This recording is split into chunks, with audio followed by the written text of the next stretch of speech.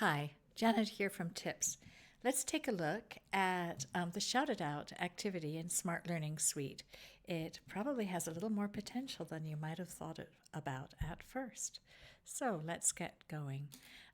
In your Google Drive, you will need to go to Smart Learning Suite Online. So I'll first go to my Drive. I'm going to go to New, More, and then, New, More, and then down to Smart Learning Suite.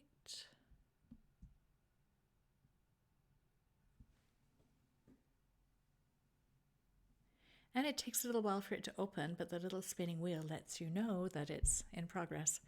Right here, I can create a Shout It Out. Now, a Shout It Out is a brainstorming activity. You may not have realized that you can create a randomized brainstorming activity, but you can also create an activity that has categories. So maybe I'd like people to look at images that say, is this something that's hot or is this something that is cold? And you can also have up to 4 categories in a Shout It Out. Is it something that's tepid or is it something that is scalding? And you can choose how many responses your students have. So maybe I'd like them to submit up to 5 responses. You can also choose whether you would like them to respond in text or in images. So for now, we're just going to look at text and we'll come back and look at images afterwards. You click Finish and it will automatically add that activity to your Google Drive. So when you come back next time, you'll be able to open it right away.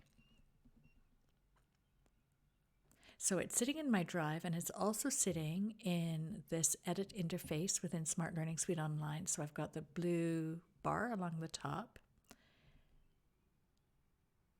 And once I'm in there, I can go in, I can edit it. Maybe I want to change my topics, for example.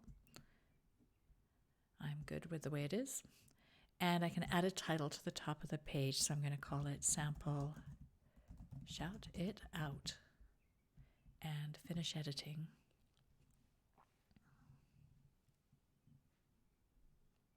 Okay, now I can go start for class. It looks like I have 2 students in here. There's Amanda and Janet.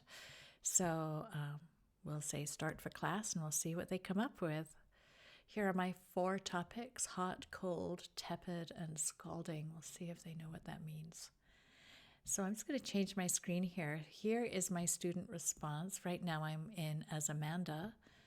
And so this is what she sees. So she can enter her response. I'm going to say, let's say winter is cold and send response. And let's say summer is, well, it's not scalding here, it's hot. Send response. And let's say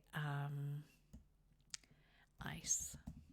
And we'll just put in something incorrect. We'll say it's scalding and send response. So I suppose this could be a teaching opportunity for the freezing temperatures of different substances. And we'll say fire. I'll say tepid. Okay, so Amanda's responses have come in, and I can see on the teacher side here that she's put 1 piece for each, but summer is hot. I can click on it, makes it nice and big. So if I'm sharing my screen in Google Meet, students will be able to see what people have said. When setting up the Shout It Out, you can choose whether you want the students' names to appear or not. So AMA, I know that's going to be Amanda. Maybe I wanted them to be incognito, then I can set that up right from the start, and I'll show you how to do that in just a minute. Say we have the conversation, we look at different people's responses here. I just click in it to make it big. I click away from it. If I have more than one word in each category, I can use these little arrows to click from word to word. Let's take ice, and we're going to move it so we can just literally just drag it over where it probably belongs. And so now if I click on ice, I can toggle over to winter and ice and see what's in that category. So it's great. You can have more than 1 category for your Shout It Out. We'll just take that fire, select it, move it over. So there we go.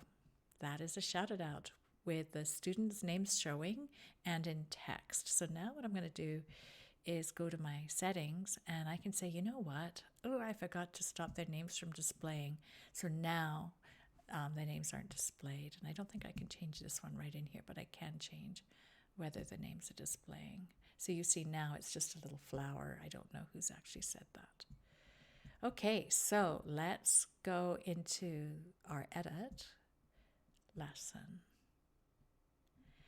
and edit the shout it out. And I'm now going to say we're going to keep the same categories, but let's say we're going to use images instead of text. And we're going to hide our student names and we're going to finish it and finish editing. And I'll make my screen smaller. And we can see that the teacher isn't running this activity right now. If I say review results, it shows us those results from before, but I want to reset the activity. So on the left, I'll click reset activity, and it should now change it so that it has our new categories. So I can just click, to get rid of this, you just click on this settings button and there we go.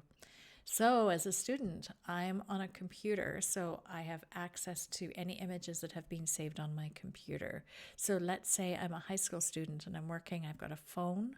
I could use my phone, I could take a photo of my work currently on my phone, and then we could populate our work up there and talk about it together if we wanted to do that, although there are other ways to do that too. So I'm going to show you my living room. Ta-da! And we'll set a category. It's kind of tepid. It can get quite chilly in there, so we'll say cold.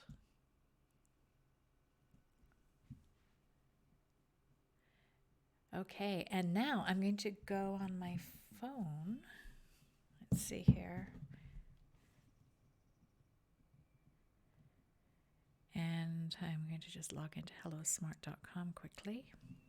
There we go. So I'm in as two versions of this person. We have this picture and we have the other one. So that's what happens. Just like the other one, you can click in and out. You can click around within categories. You can choose if you want the people's names to show or not. So I'm actually going to say, who did say that? And I can take a look later on and say, okay, this is from my two different Amandas.